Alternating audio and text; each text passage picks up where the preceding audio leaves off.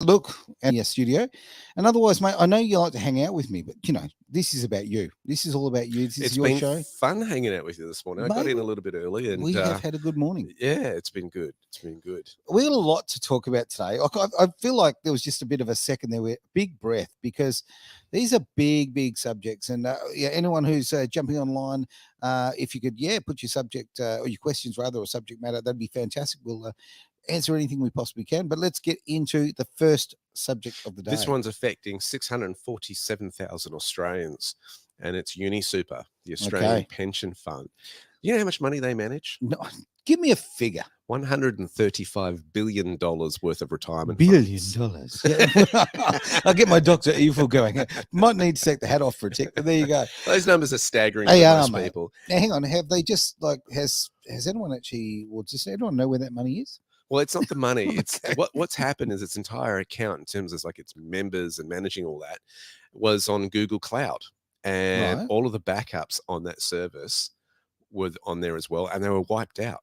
They were absolutely wiped out. That's on crazy. May the 2nd, and they weren't able to restore it until the 15th of May. How long? 15th of May. So out on the 2nd. Yep. And restored on the 15th. All that money, all that super, and it's kind of, right now when we keep talking, and we talk a lot about all the digital currency and security of it, and I'm being told, that the government wants to hold all of my information. Everything needs to be digital. Jeez, there seems to be a lot of breaches and losses and all sorts of things. To clarify, I don't imagine that would be the funds themselves that are being managed. Those would be with financial institutions and trust funds and all that sort of thing. Right. Okay. This is more, I would say, the admin side of managing whose money belongs to which member. And how much they're entitled to. Oh, really? That kind of information. Well, see, that would concern me too. I mean, that's what I would suspect that information would be related to. It's not typical that you would, through Google Cloud, do trading through that. That would be most what happens with most pension funds and that sort of stuff is they outsource that responsibility to actually fund managers. Of course. Then fund managers would manage that through a series of trusts, through banks and financial institutions. There's a lot of high regulatory requirements there. No doubt about that. But managing the admin side of it, of who super belongs to whom, that's a big deal. And how much, there's not just the account numbers as well. It's attached to those are insurance policies, life insurance policies, trauma insurance, all that sort of information. Well, I'd need trauma insurance if my private information's out there in the big bad world and people have got access to it. It's an interesting perspective too, because it's gone under the radar. And in some ways I'm not surprised, because if it's Google Cloud, well, we don't want that popping up on our search engines for the world to see, as much as other news that's out there. Let's just kind of keep that one in the background. If we could, mate. If we could, I'd appreciate that. But it's huge news. And it again highlights some stuff that we've been talking about, is how is your data protected? And this one wasn't by hackers. This was an internal error.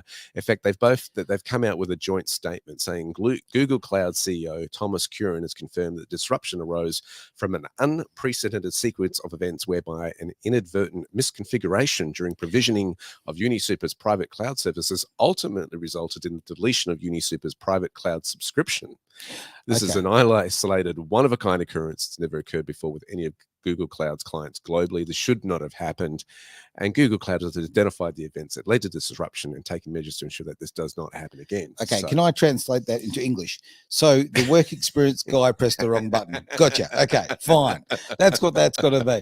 Oh, look, there's all this data, and I don't want to be doom and gloom by any stretch of imagination. I certainly don't want to fearmonger, but I am genuinely worried that my private information, of any of these institutions rather, is free game. This is a problem. Well, especially we live in an era where you are the product. Okay, this is what algorithms are all about. Okay, you are the product.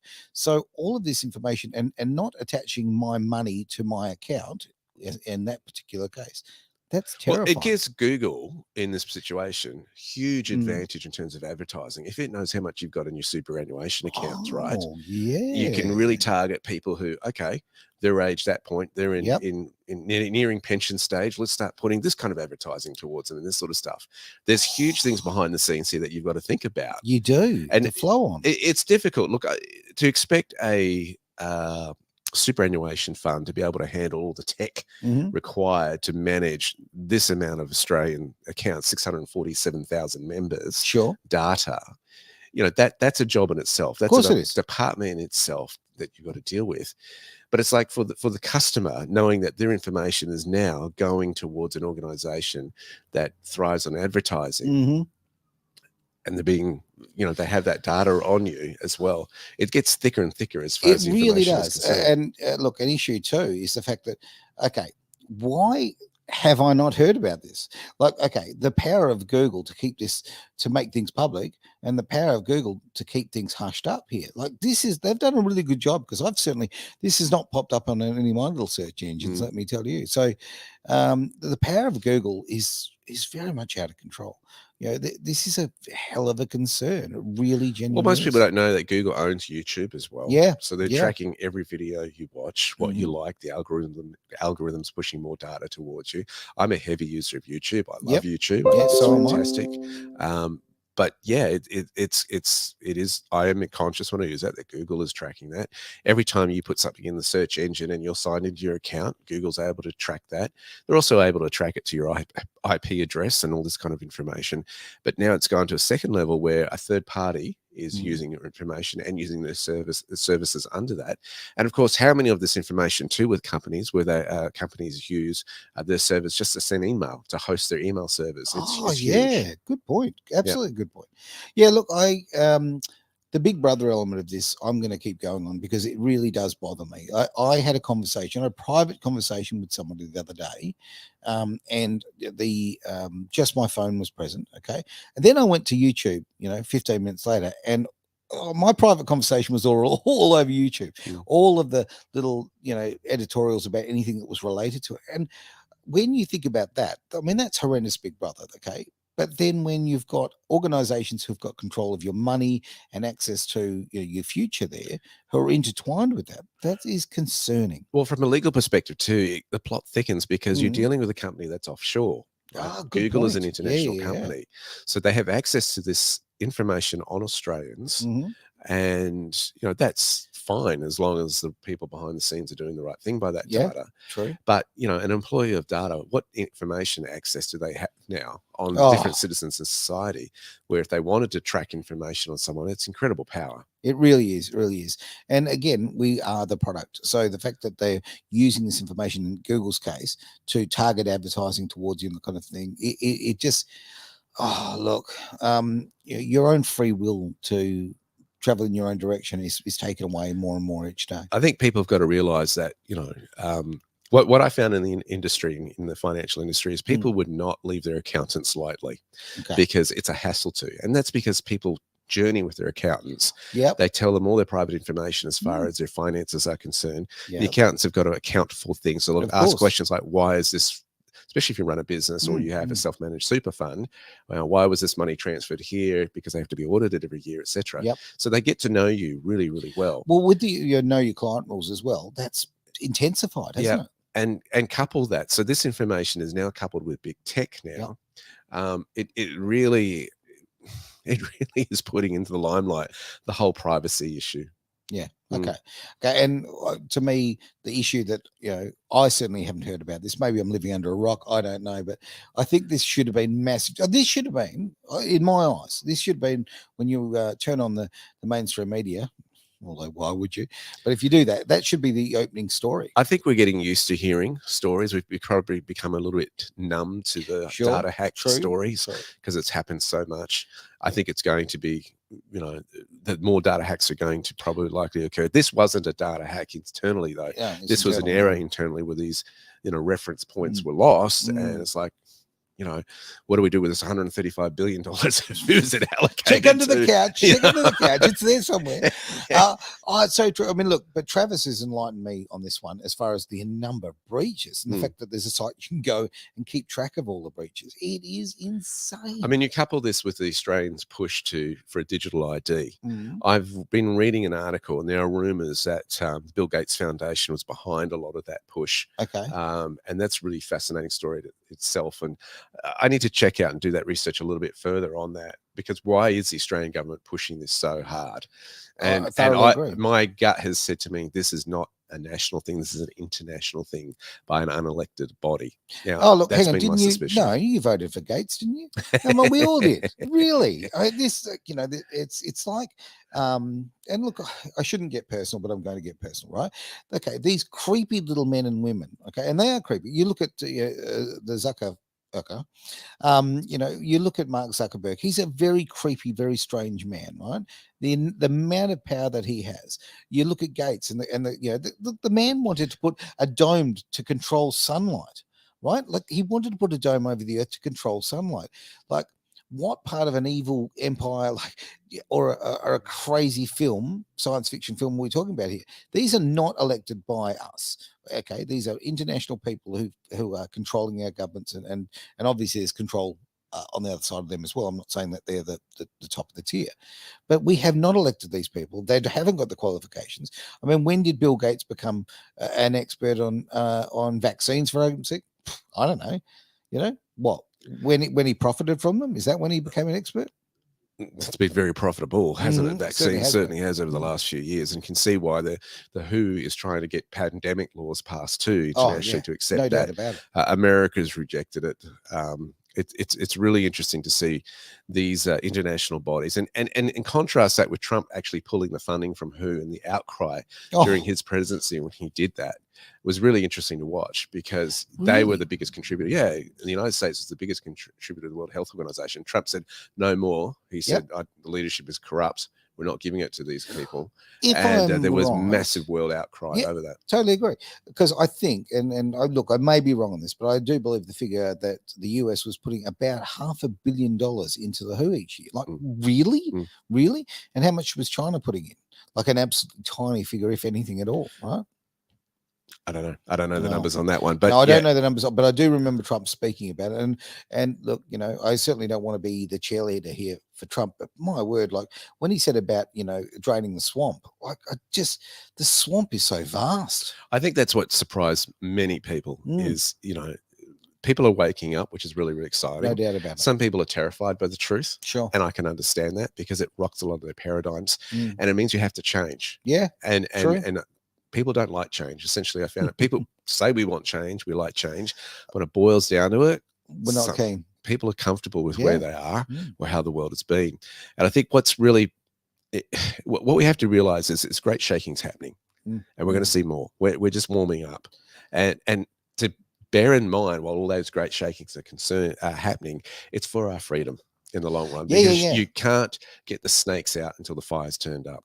Damn straight. And I think that we have to be very real about this and realize that, yes, okay, there's going to be turmoil. There's going to be a very difficult period.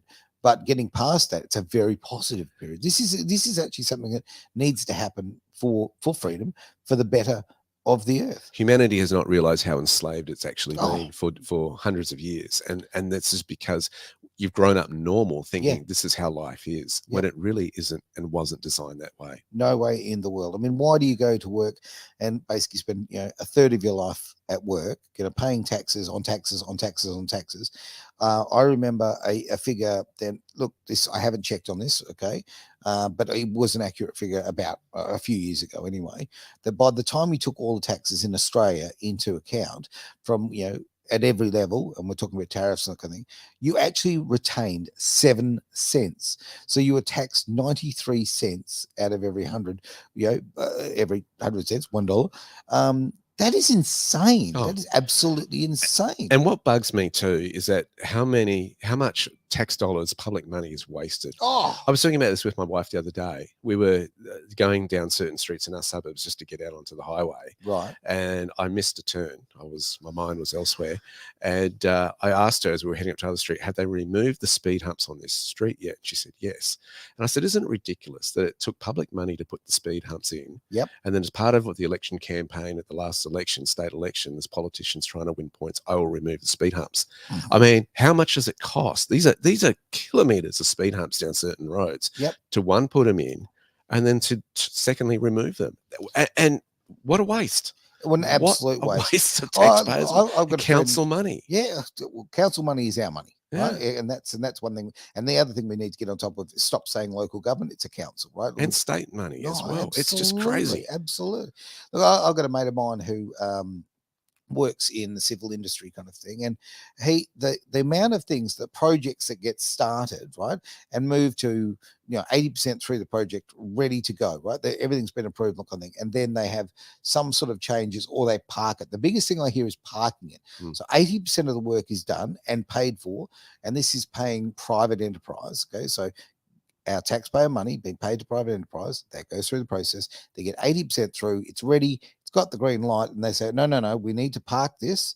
Okay, then it sits there for 3 years, and then what happens in 3 years? They go, no, the 80% of that work that you've done before, all that, now that's not valid because now we've found a long-necked turtle, that's got a hump on its back. So now we've got to have all the new environmental concerns. Oh, hang on, now we've got to bring the Aboriginal Heritage Act into it. Now we've got to all of this, whether it be red tape, green tape, black tape, whatever tape. I wish to just get gaffer tape and put them straight over the politicians' mouths. Well, I said it a few weeks ago. I know of a situation where somebody's trying to get a $2,000 grant from the government, but it's dragged on for now about 7 months. And in estimation, it's probably cost about $20,000 of taxpayers' money just to process it. Lunacy. Absolute lunacy. If you ran a business like that, you'd go out of business in 2 weeks, maybe 4. It's just crazy. And I will always bring out the point, how many businesses has Albo ever run? How many real jobs has Anthony Albanese ever had? Now, and I'm gonna attack him, but I'm very happy to attack others in his past. But Aaron, people don't want a businessman running the government. Look at America. No, right? Look at America, because they actually make change. They make disruptions. That's what entrepreneurs do. Of course, and people don't like change. So we're back to the same thing. What do you want? A politician? Or do you want somebody who's going to get that job done? I want a businessman. I want someone who makes intelligent commercial decisions based on what the actual society needs. And I don't think in 3 years or 4 years. I want people to make 20 and 30-year plans. I want statesmen, not politicians. I want people to actually think of the betterhood of humanity when you're building something. Not this will get me votes and therefore get me my XYZ dollars and my company car and yada yada. Look, I think the legislation on terms of the 3 stages of tax reformation or reforms that they made by the Liberal Party, that's gone beyond the holding the House and government in terms of it can work. And they should be complimented for that. They really should. And Labor has fiddled with a few of them in the last rollout in budgets and that sort of stuff. It can be done, but I think there's in terms of the statesmanship, maybe you've got to tell the public, we're putting this legislation, whether we're in power or not, because we see this as a 5-year plan or a 10-year plan or a 15-year plan, and we want to see this occur. This is why. There has to be a bit of education in it. Yeah, I agree. But also it has to be very definitely the education. But you know what? How about you inform the public, but not through these ridiculous sort of soft ads that you can run through things. How about the statesmen themselves stand up and say, this is why we're doing it. Boom, boom, boom. And how about we have a media who actually reports on those things? If you look at for argument's sake, and I really don't want to get partisan here, but I'm just going to have to be very frank. When I look at the reply to the budget from Dutton, right? That's not talking fluff, right? There was talking long-term plans, okay? That was actually a level of statesmanship. I don't warm to Dutton. It's hard to. He reminds me of a character from a movie, right? But I need to let go of the personality and really focus on who is going to do the better job for the country. And right now, I see whenever he opens his mouth, whenever I see Albanese open his mouth, you know what I think of? I think of, I did not have sexual relations with that woman, right?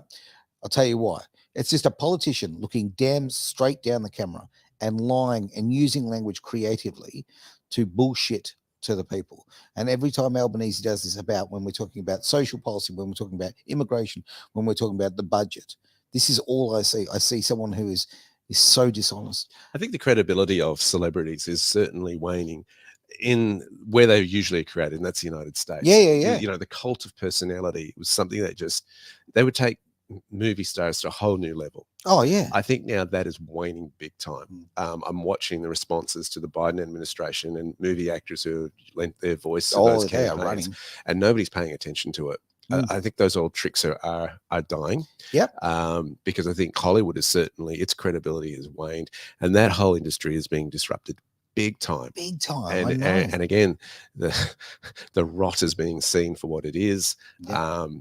It's a dying industry, and it's been dying since Netflix really got involved with it.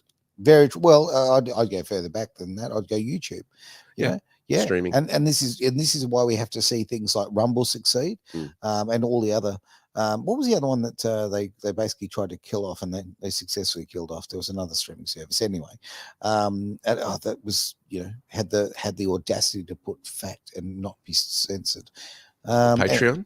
Oh no, it doesn't matter. Anyway, point being is that you know, people now, we get our information from different places. We don't go sit down and watch the latest blockbuster. I had a friend who's an absolute crazy movie buff who just literally went and watched the Godzilla movie and just said it's regurgitated rubbish. We've seen all of this the same thing. It's just big budget. Well, the movie houses are really struggling. Netflix has really pushed them. Okay, so that they would make their money really on the blockbuster. Yeah, all right, and it's a lot of risk now to produce a blockbuster because of the millions involved in producing it, and you're getting a one shot wonder at that sort of stuff. I think your Freudian slip was accurate. There you go. What you've got to see here is that within that paradigm, the movie stars want to keep in work, so they've gone they've gone to things like Netflix and streaming, and we'll sign up for those sort of things, and those old movie houses that used to control it, it's harder for them to produce the smaller films, the ones with the great story narrative line, because of all the noise elsewhere and the power and control of distribution. What you really need is a real blockbuster, like something like, I don't know, Ghostbusters with an all-female cast. That's a winner. Yeah, it's called sarcasm, just slightly. You know, they are rehashing the same crap. And why we're talking about this in this particular subject, this is about information, and this is, you know, let's be frank, okay, Hollywood has been selling us information to control you know, the narrative for a very long time. There's two parts of the movie making industry. There's the making of the movie, the production of it, and then there's the distribution. And they've always been separate. Netflix has brought the two together. Yeah, true. And it's just like, load it up on a platform, there's our distribution right there into someone's home. Very, very true. But you know, again, it's sort of it relates to what we were originally starting with. You know, we've got so much online, all of that, we've got all of this access to it.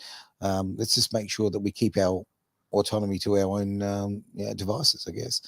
All right, and quite literally devices. All right, next subject, mate. Where are we going to go? Look, some interesting stuff has come out in the last few days with Donald Trump endorsing cryptocurrency. And we've got some great footage of that speech. And I'd love us to play that as you call that up. All right, mate. I can do exactly that. Very much, everybody. And thank you, Angela, for that introduction. And I am truly honored to be invited here tonight as the first president in American history to address the Libertarian National Convention. Great honor. A lot of people ask why I came to speak at this Libertarian Convention, and you know, it's an interesting question, isn't it? But we're gonna have a lot of fun. Well, in the last year, I've been indicted by the government on 91 different things, so if I wasn't a libertarian before, I sure as hell am a libertarian now.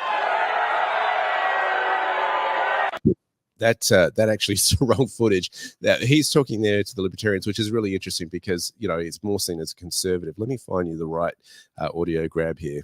Oh, mate. Yep. Let me get, it was at that event, but we'll go with that one. Okay, you've got the audio. Stop Joe Biden's crusade to crush crypto. We're going to stop it. I will ensure that the future of crypto and the future of Bitcoin will be made in the USA, not driven overseas. I will support the right to self-custody.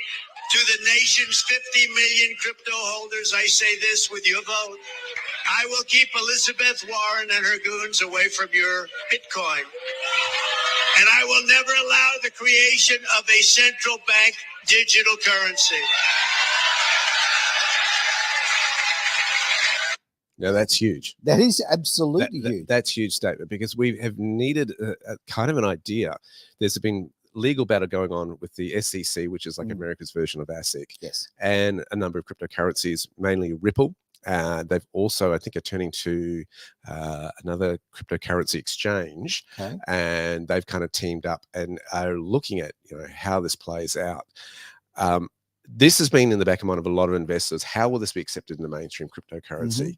And this is getting a lot of clarity. If this guy gets in November with a very high probability that he probably will, it'll be interesting how this president is going, I don't want to shut this down. I want to take it on board and make America number one in this industry, be a leader in the field. Now, this is an interesting play in the playbook when there's been a lot of the BRICS wanting to demise the whole US dollar and in that old money system.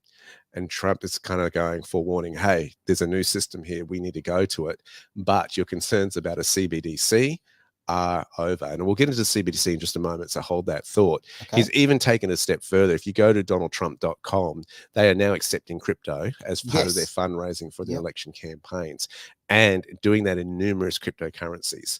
So this is a whole different level of politics saying, hey, we're embracing this rather than fighting this industry. And that's been a big thing, because what is money based on? Is based on means of exchange that we agree that this is valued at XYZ. Spot on. Look, to me, also, this is acknowledgement that, again, we go back to draining the swamp. The fact that this has exposed the fiat currency system, exposed the weaponization of the US dollar. People now know. People didn't know before. People didn't know how much the US dollar, how its power changed after World War II. People just don't know. People don't know they pulled the gold standard off it back in the early 70s. People just don't know. I mean, I only found out a few years ago myself. I made the assumption. I don't know. That's how it is. Now, with crypto, the old toothpaste is out of the tube, right? It is a functioning. Look, when you've got companies like, and I feel sick saying it, but when companies like BlackRock are buying it, it's here. It's absolutely here. And to me, it's the greatest way of displaying a freedom from that old system, that controlling system. You've now got control of your money. You don't have to rely on the banks there to be the custodians of your wealth. Well, the old system has to scramble to catch up with the technology, because this is why you're seeing ETFs, exchange traded funds, being rolled out. So basically what an exchange traded fund is if you want to get exposure to a certain asset class, you can simply buy a few shares in that fund, as opposed to having to try to fork out enough to buy an entire coin or something like that. In some ways it's simpler, because you don't have to have your own crypto wallet. There is a bit of a science behind getting involved with crypto exchanges. There's a few more hoops to jump through, and it's less regulated than what you find in the old finance industry. But for hedge funds to get exposure to it and big money, they've needed those regulatory requirements. It's fine for mum and dad to get involved with it, but the big players have got to be able to move millions into it. Well, to me also, look, Trump endorsing this, and I think that, look, if Trump doesn't come into power in November, I will be absolutely blown away. I mean, it would just be the most creative counting you've ever seen when it comes to counting those votes. But if he does, having that crypto as accepted is, I can see now, my thought of, we've talked about how easy it would be to use crypto if there was literally a card or on your phone, whatever, when you could just pay pass. When it gets to that point, right, I think that it's going to absolutely explode. Now, if you've got the president of the United States, okay, the guy effectively in charge of the US dollar, so to speak, if he's saying, if he's opening the door to that technology, I think that ease of use will be opened in a hurry. It's information that investors look at very seriously and go, right, do I want to make a play and have exposure to that kind of asset area? Sure. And so this is why I'm making a big deal about it, because this has been the big unknown as far as money treatment and how government would treat it. We've seen China ban it numerous times to their citizens. And there's always been the unknown of, will government accept this or ban it? This is, and the fact that there have been cases that have won against the SEC in court also kind of makes the area more legitimate in the eyes of investors as well, as going, okay, that's another hurdle. They've won these legal battles and now being recognized and accepted this way. So this is really, really interesting space to watch. Oh, absolutely. And I think this is probably a really good time to actually mention, what you do as far as at Blue Sky Factory. You are educating people on these subjects in a way that you can relate to in your everyday life, something that's actually tangible. You can actually make the most of it. And I really appreciate what you do, mate. It's very, very important, because without, look, let's be frank. If you don't have the information, if you don't have the education, okay, you're walking along in the dark here. You really are. Whereas I know with myself, as I say, there was a lot of things I wasn't aware of. I've been very, very lucky that I've done a Blue Sky Factory course, and eye-opening. Unfortunately, I can never go back. You've opened my eyes and I can never go back, but I think that's really important. So anybody who would like to sort of get more information, look, jump on the website and get in touch for sure. Absolutely. Yeah, thank you. blueskyfactory.com.au, Blue Sky without an E. I'd like to also just get back to this point of CBDCs and what the big concern was, because this is related to people's personal freedoms. Yep. And Representative Marjorie Greene from Georgia has summed up what the potential of CBDCs could do. If we could play that footage. Well, I'm going to give it a go. Yeah. Let's have a look. Okay. I rise in support of the CBDC Anti-Surveillance State Act. This would prohibit unelected bureaucrats at the Federal Reserve from issuing a central bank digital currency that would destroy Americans' right to financial privacy. CBDCs are a digital form of a sovereign currency designed and issued by the federal government and recorded on a ledger controlled by the federal government. In other words, if a political enemy of the deep state, or say a Democrat regime, says or does something that is not approved, the government could prohibit them from using their digital government-controlled financial assets, or simply take them away. We're talking about Americans' money.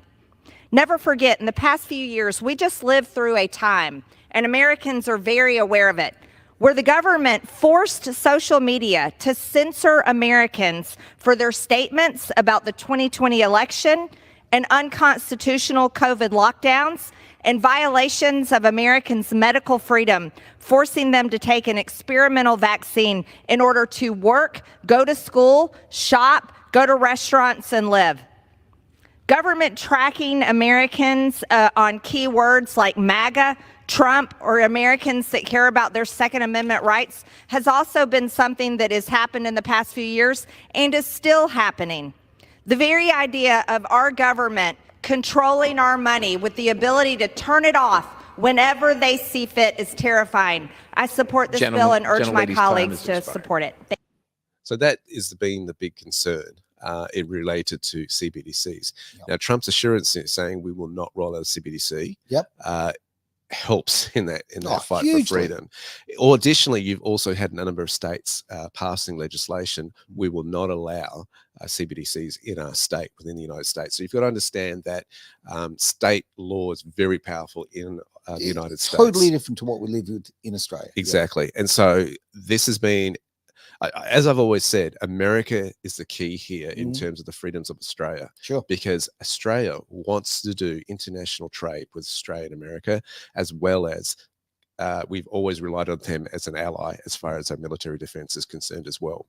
I see that Australia wants to keep that relationship going.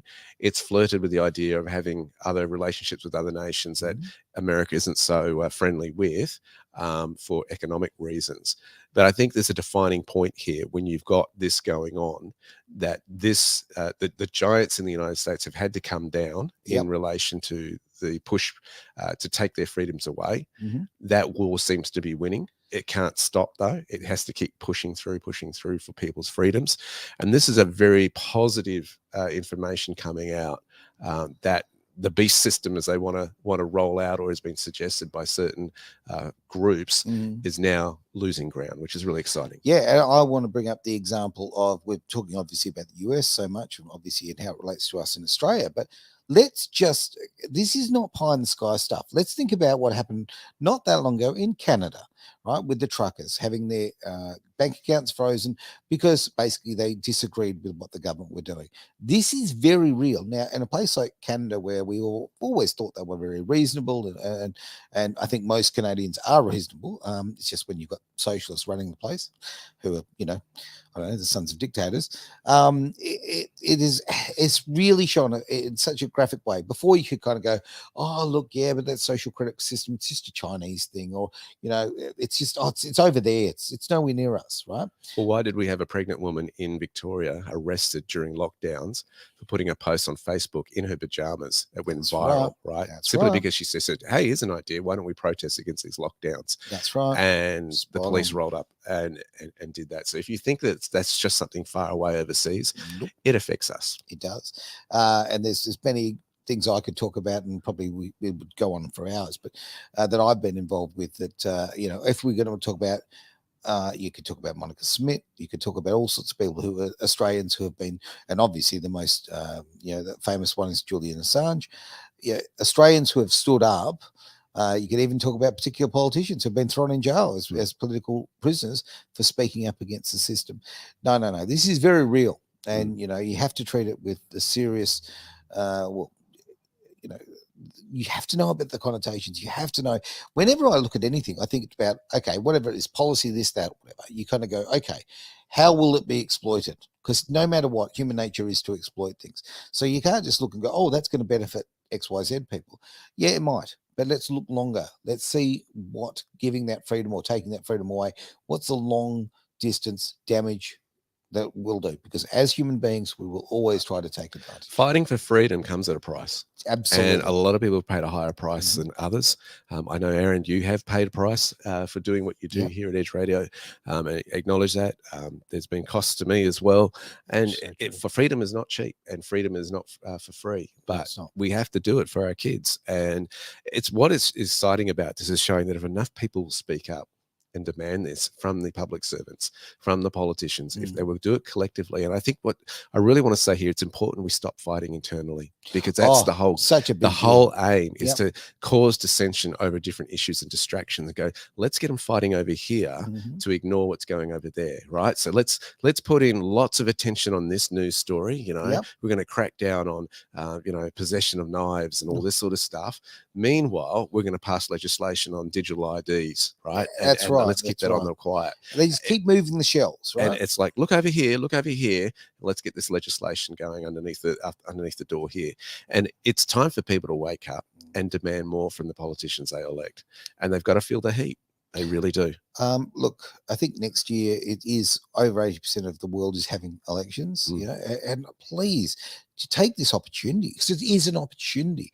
Do your research on your politicians, see what they stand for. Don't just go, oh, I vote for them because mum and dad did or whatever. Let's look at them and what the individual stands for. Ring them up and ask them. Yeah. What is your stance on XYZ? Yep. You know, the issues that are important to you, ask them. Because then they've got to draw the line in the sand and not just be wishy-washy, but actually say what they feel. Oh, look, I remember the first time I met Roger Cook, who's our current premier here in WA, okay, back in 2009.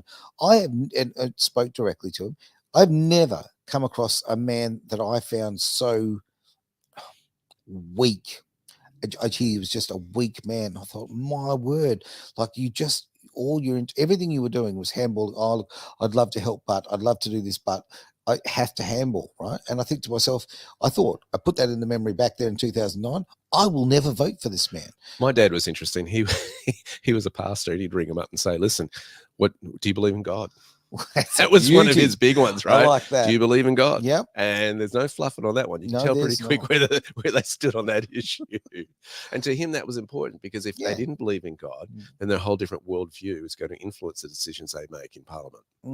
Very, very true. So what, do you just keep ringing until you find someone who follows your religion? Well, you know, I think Dad wanted to basically find out, you know, to them, it wasn't as extreme as it is now. I think there was more belief back then that, you know, there was a God or is a God, or whether you follow him or not, but there is an existence of God. You know, there's varying relationship answers there. But you could tell very quickly where somebody's still in that one. I think now, no matter how you look at it, there's an awful lot of false gods out there.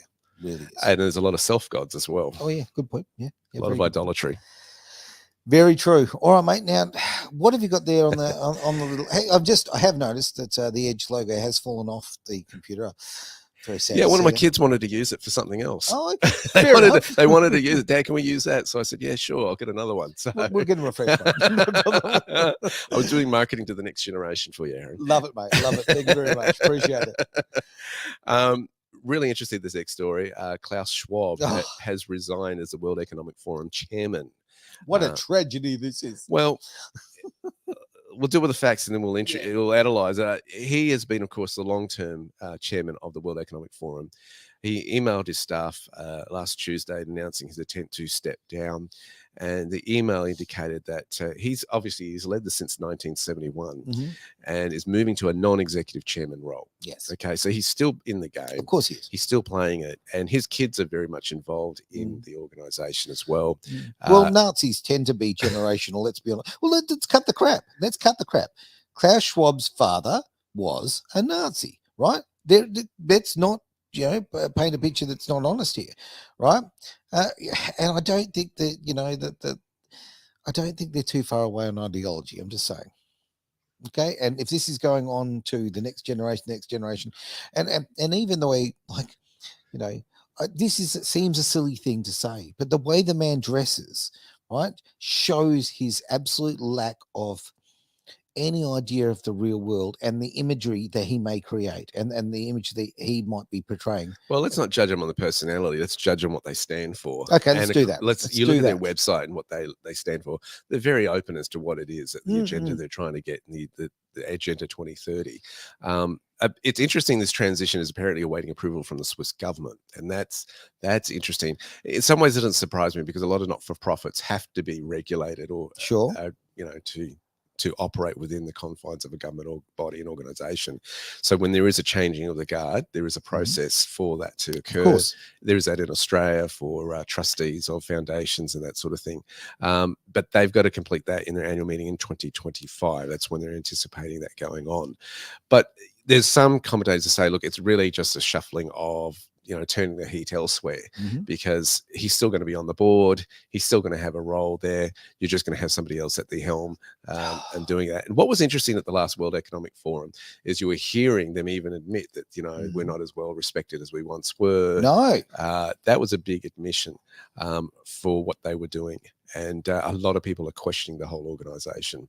And so they should, right? And you know what? You should question things like the existence of NATO, why it still exists. You should be asking a lot of things. Even like organizations like, I have zero faith in organizations like the Red Cross, right? All of these organizations have been around a long time. They fit under that not-for-profit. Well, they're not-for-profit for shareholders, but they sure as hell are for the staff there, right? Okay.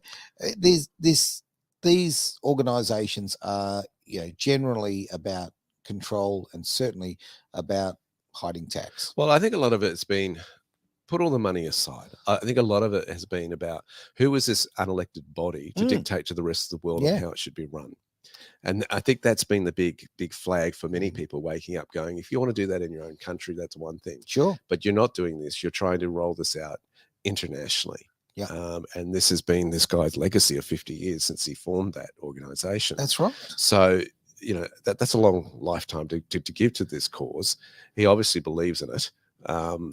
But is it serving humanity? And I think that's the real question. You've got to look with a not-for-profit. Well, look, it's just not. And okay, this may sound like a strange little tangent here, but I've got a different opinion on this. I am a motor racing fanatic, as we all know. I absolutely love my motor racing. All right. Now, I watched last night the Monaco Grand Prix, okay, the crown jewel of this, all right? And I, by no means, ever begrudge anyone making a living. I do not begrudge anybody being financially successful. But I now see the Formula One Grand Prix there in Monaco very differently. I see the fact that I see these ships out there, and they are ships, okay, that have staffs of 50 people to actually look after them for one or two people who own them. Okay, I see this just waving wealth and control in people's faces as people not that far away from them haven't got clean water. And I see a big look. I just see the cross between now. A lot of these people seem to be so involved in the World Health Organization, in all of these, these non voted for, entities. There seems to be this massive amount of controlling wealth that is involved in, who are at Davos, and it makes no sense to me. Why? Why are these incredibly ridiculously wealthy people involved in world politics to the extent? Or hang on, could it be self-advantage? I don't know. Look, the Babylonian system is based on greed and self-interest. Yeah, right. greed will make people do pure evil stuff when it's really captured their hearts, right? Sure. The extreme greed, Mm. the extreme self-interest. That's where it goes wrong, right? Totally agree. And that's what we've got to go. I have no issue with somebody owning a private jet. I have no issue with somebody owning a private yacht, Yep. okay? And a lot of those yachts, let's face it, are hired out. Yeah, Okay, yeah, so yeah, they're business. yeah. They're business carriers. People want to live in it's like a 5-star hotel versus a 6-star hotel, right? A lot of people want to ride in the 6-star hotel. Okay, fine. They're going to pay top dollar for that. Yep. So there's that business side of things that I think we've got to recognize. And if people can afford that, and they want to watch the Monaco thing, I have no issue with that. I think it's what you do with that money that's the biggest issue, right? And there needs to be, when there is true wealth, we call this show the greater wealth. Yes. There's a heart of generosity. Yeah. Right.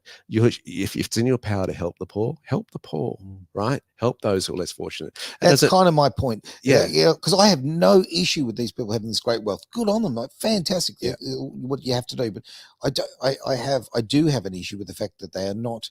I see so many people who are controlling politics or trying to influence the way the world runs, and they're totally disregarding the great majority of the earth. And you could do so much good. And I think what you've hit on is the humility of having wealth. That is the key, right? If you've been blessed with great wealth, there needs to be a humility about it, recognizing one, where it comes from. Yep. This is a problem. A lot of people brag it's by my hand and my might that I've done this, right? Yes. And it should be God's given it to me, right? And I need to be a good steward of it. I need to steward it for humanity, because you can't take it with you. You can't take it with you. You're going to go in the same size box. I've been to many, many funerals in my life, and I've never been to one where they talk about how much their bank account held over their lifetime. What they talk about is how did they serve their community, their family, their loved ones. What did they contribute to the world to make it better? That's what lasts. That's the values that go through. Nobody said on their deathbed, gee, I wish I'd spent more time in the office. No one. Okay. So again, wealth is a wonderful thing if you wish to pursue it.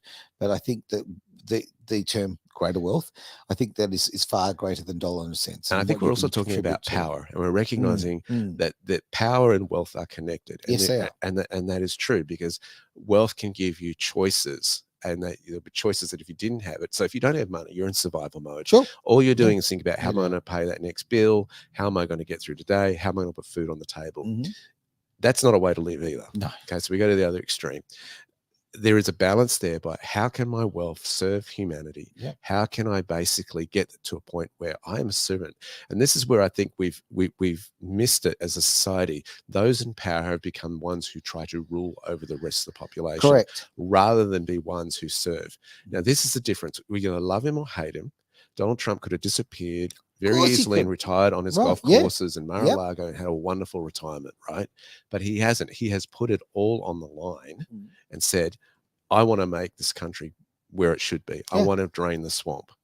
And he has risked his entire, one, reputation, two, his entire fortune. I mean, look at what the bail was to get him out, 430. Now, I'm not here to say, hey, vote for him or anything like this, but I'm saying this. He didn't have to do that choice. No. And all the lawsuits that have been coming against him, the resilience, I do admire the man's resilience. It's remarkable. I've never seen someone so stoic under so much pressure. So you can see the difference and the contrast between those who want others to serve them versus one who wants to serve others. And both have different size bank accounts. And I think that's what we've really got to look at, compare and contrast those two differences. I thoroughly agree. And when it comes on the Trump subject, when he came into power, or actually when he was, campaigning original, first time round, I thought, oh man, I thought he's going to be such a problem. I did believe a lot of the hype because I had an opinion in my mind of what this man was. But what I've seen in the last 8 odd years is wow, he might be annoying, he might go about himself, he might tell some mean jokes here and there, he might have some strange speech patterns, but the fact of the matter is he actually does want to serve the American public. He actually does want to make America great again. And like when you've got someone like Biden who goes out and they're saying if people wear "Make America Great Again" hats, that these people are effectively domestic terrorists. He's used terms very similar to that. In fact, I believe even labels. Yeah. Hang on. How is wearing a symbol to say how proud you are of where you live, where you've come from? Well, not even where you've come from, just where you live. That should be something we celebrate, right? But yeah, not in his eyes. It's been a fight for power. I've always, somebody once said to me, Derek, don't listen to what people say. Watch what they do. Yep. And Thoroughly that, agree. and so when Trump went to power, that was something I did, and I repeated it to others. Get past his rhetoric. Yeah. His bombastic ways of expressing things. Get past that and look at what he's actually doing. Look at the policies that he's actually passing. What is he actually doing for this country? The United States had been in a long recession before he got in. Yes. Right? True. People were struggling. People were struggling to put food on the table and this sort of stuff. And it's come out now that if the Democrats had got in at that time, I mean, you would have had Hillary Clinton as president at the time, right? Hillary, yes. There's a lot of information that's come out about the Clintons and what's been going on in terms of their role in politics. And so you've got to think big, get past the news headlines, the little 30-second grabs. Question. Couldn't agree. Always question someone's behavior. Why are they saying that? What is motivating it? Why would they do that? In all of these political grabs, why are they doing this? Well, yeah. And as I say, I get to the conclusion when it comes to Trump that he's doing this because of actual genuine pride in his nation and a desire for other Americans to have that dream and be able to have the ability to build on that dream. Whereas I see the other side as a lot of LLCs and a lot of personal wealth and a lot of personal power. I think it's been interesting to watch a lot of the Democrats jump ship to the red. The blue, no doubt about it. And I'm not saying that the Democrats are bad, or in terms of all Democrats are bad. I mean, I'm sure there are very genuine people who work in the Democratic Party. I would say that there's probably some people who shouldn't be in the Republican Party, no question. that aren't doing the right thing. But what is interesting is to see the mass resignations that have been going on over the last couple of years as the heat turned up. And you've got to ask, well, why is that? Well, generally, people resign when they're in positions of power. One, because somebody else is telling them you are going to resign or else. Yes. Right. Yeah. Or secondly, that there is something that, and I'm not saying this is in every case, okay? There are genuine resignations where people go, I'm tired, I want to go retire, I want to hang up the hat. But when it's en masse like this, then you've got to go, well, what's the other reason? Is it because they're trying to get out before something's exposed?